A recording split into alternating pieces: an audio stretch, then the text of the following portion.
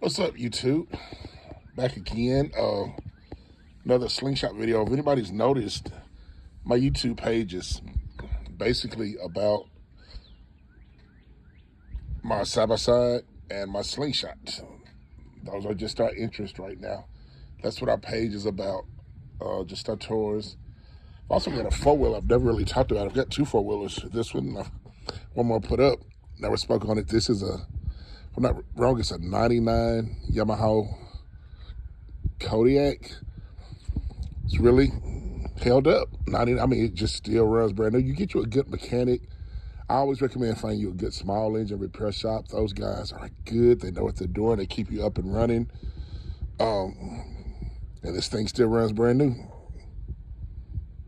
Still runs brand new. Probably could use a new set of tires, but other than that, they keep me going. Today I was going to talk about on my Slingshot. Somebody asked me about the downfalls of the Slingshot. What would keep you away from buying one? What are some of the not so fun things about a Slingshot? So I had a list of 7 items, 7 things. Actually, 2 more just hit me. I'm not going to put it on the list, but I am going to talk about them. And I'm going to talk about 2 things before I get started. One of those things, location. There are a lot of Polaris dealerships out, but all of them don't deal with the Slingshots.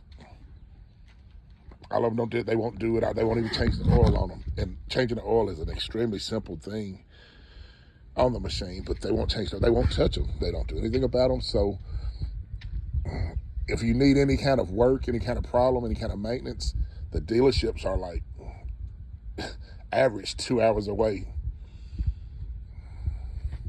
Average 2 hours away.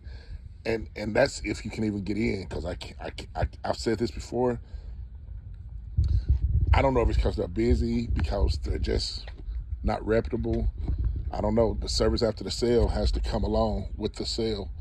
And if you're all smiles when you sell it, but when I call you with a problem and you tell me, well, no, we just don't have time to fix it, that's just no good. No good. So the fact that, I'm not a mechanic. I know how to put oil in here and change the gas. That's it. So when you need work, and if you can't get your mechanic, the dealerships are hours away. That means drive it there, come back home. Later on, drive back there to pick it, come back home. Hours away. That's just not good. So the location, most people are hours away from a dealership. That makes them deal with their problems, let problems sit. Our first problem arrived we got it in November of 22. Our first issue arrived in May or April of 23. It took them till October 24 before we actually got it in and got it fixed. And that's sad. That's sad. We took it a couple of times, and a couple of times they let them sit there for 7 or 8 weeks and didn't touch it. And we just finally went and got it. That is extremely sad. I'm not going to harp on that any longer. Just know that dealerships are so far away that makes it hard to get your maintenance done. Next thing is your mods, your upgrades. Anything you get through Slingshot is overly priced, extremely overly priced, extremely overly priced. There's nowhere else to get it, and they sell because people with Slingshots love their Slingshots. They want to make them look good. They want to compete with others. Everybody's getting all the work done, so that makes you get all the work done, and everything is extremely high. They've got a cup holder that just simply no flash, no flare, nothing exciting about it, just a basic simple cup holder that's $140. $140. Everything you do is extremely high priced. This top we got on it, nice top, will save your life in case there's ever a flip. That's a real roll bar, but $1,900. Everything you do, these wheels, $4,500. The lights, we're about 4,000 in. The radio, 5,000 in. Everything you do to this thing is high priced. So those are the two things that didn't even make the list that I was just going to bring up. The high price of anything Slingshot oriented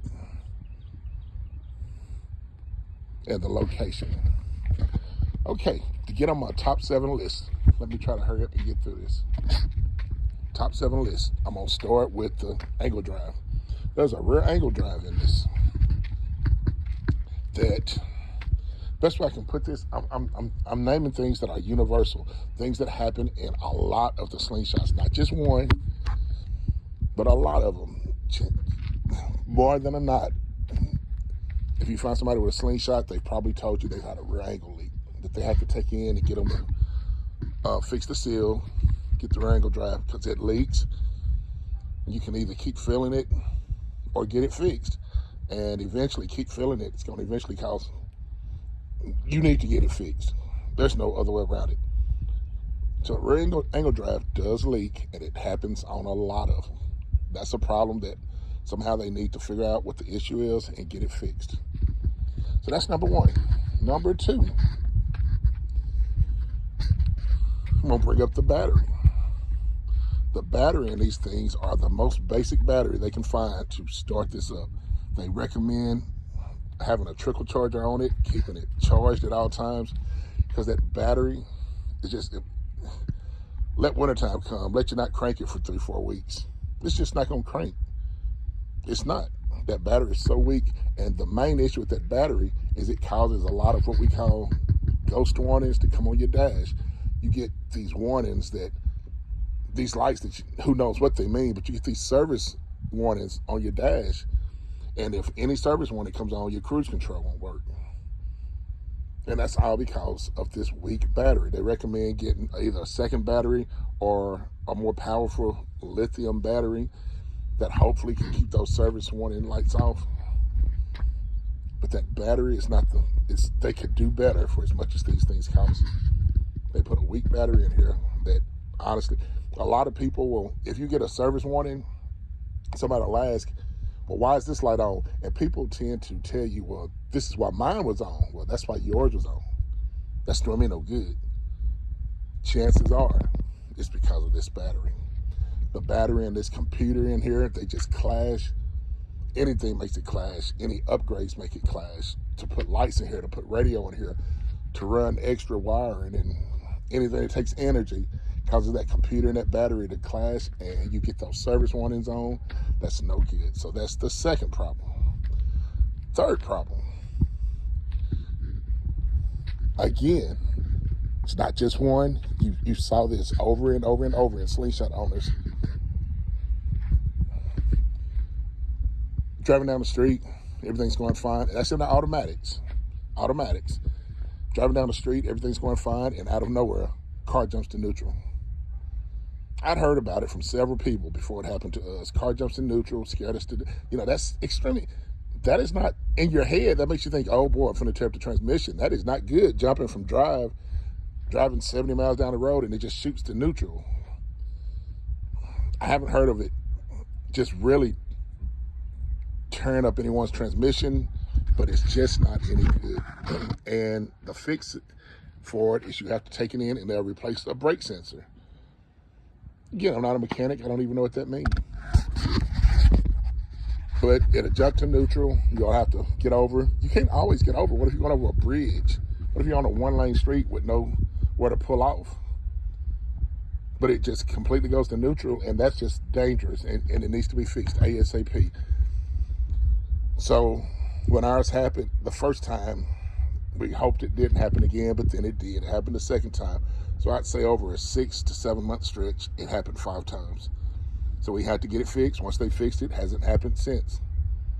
So that's the third problem. A brake sensor needs to be replaced to keep it jumping from drive to neutral. Again, this should be fixed. They should fix this. Whatever the issue is in the newer models, they need to find the source of that problem and make sure it's taken care of. So that's the third problem. Fourth issue, the Bluetooth speaker. They come with pretty nice radios, but again, more than not, this ain't one person or two. This is tons of people the Bluetooth just disconnects out of nowhere. Driving down the street, won't connect. You first get in, it won't connect. You have to pull over, stop the machine, turn it off, turn it back on, enjoying your day. Again, you're on a big old straightaway. You can't pull over anywhere, and your Bluetooth speaker disconnects. So the fix has been pulling over, restarting the machine, and the Bluetooth will connect. But we did discover that little fourth button in the middle, that little wheel, that resets the radio. If you mash that, that will turn the radio off and turn it back on. It's like an off and on button. So that is the fix for it. I do recommend before you click it, turn your speakers down, all the way down. It makes a terrible this noise. Sounds like your speaker's busted. It's so ugly that I still just pull over and restart the machine. I don't even mash it, but that is the fix. Mash it. That's an on and off button for the radio. So that's the fourth issue. Okay, I have to take a quick break to find my list. Remember what number 5, 6, and 7 is. Number 5, this gas cap. Real cool design, looks nice. Don't tighten it up. When you get gas, this thing is literally impossible. The strongest person can't get this thing undone, because most people, when you put a gas cap on, you tighten it up. This thing just, I don't know, it just sucks it in and you can't get it loose. It's recommended not to get it tight. The second you feel resistance, it's probably best to stop. I have heard people say to line it with Vaseline. I've never really felt the need to do that. Just don't tighten it up. Don't get it real tight. Don't get it tight at all. The second you feel resistance, it's probably best to stop. It's gonna seal on up some more on its own. So I wouldn't recommend tightening up the gas cap. That's number 5.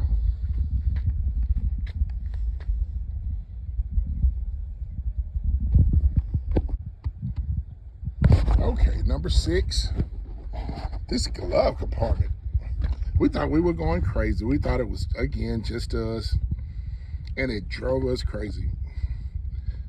Then it turns out, and if you're wondering where I'm getting this information, most Slingshot owners, there's Facebook pages, and there are a ton of them. There's literally hundreds of Slingshot owner Facebook pages. There's national pages, there's local pages, there's state pages, there's Florida, wherever you can think of, there is a Slingshot group, and they're all welcome. Just join the group, and that's it. And so everybody goes over there, fun days, road trips, problems with the Slingshots, good times with the Slingshots. Even our local group here, several of us in our local group, this glove compartment has I don't know, that latch just is bothersome. Sometimes you can't open it, sometimes you can't close it. The latch won't go back into place. You have to get it open, and it's caught is an issue. You have to beat and bang and move and twist. If it's open and you can't close it, it's pretty much just reach in, grab that latch, and force that movement on your own. But the latches, again, why can't Polaris just fix this? Just fix it. Just fix it in the upcoming models. But a lot of people have problems with the glove compartment. Get it open and closed. And number 7, and when I tell you this is the most universal problem, it's literally 100% of drivers. The problem is, it's the belt. A lot of people will tell you, oh, it's not set right, or that this tension's not right, or it needs to be. No, this belt squeals. It squeals loud. It's extremely ugly. The problem is this belt has to be cleaned. Has to be cleaned every couple of rides. You know, some people get in and might ride 20 miles. Some people might get over the weekend. Some people ride 200-300 miles over the weekends. Those people who are really in here, really riding them, they got to keep this belt clean. You have to get water, soap, dishwashing liquid, like Dawn dishwashing liquid. You have to clean this entire belt, clean what you can get, move the thing up, clean more. You got to clean 100% of this belt and those ridges. You got to clean this belt, and you got to hand dry it. A lot of people just let it dry on its own, but it's recommended to hand dry it the best you can. It makes a terrible squealing noise. 100% of them do. Get out here and clean this belt every couple of rides, anytime you can. So those are my issues with the Polaris Slingshot. None of them are deal breakers, none of them at all. If you ever own one of these, you would understand they're too much fun, too enjoyable. You can make it your whole life. Nothing's perfect. Nothing is perfect. But those are a few of the issues that Slingshot owners do have. So I was asked for a list. That's my list. Nice sunny day. It's like almost middle of March. Really nice out here. It's about 70 today. So after everybody gets off work, probably gonna take a spin. Really nice day. Sun is out. I've got shorts on, ready to enjoy this day. It's actually my anniversary, 31st anniversary. So we're definitely gonna get out, enjoy the day. But okay, you too. See y'all next time.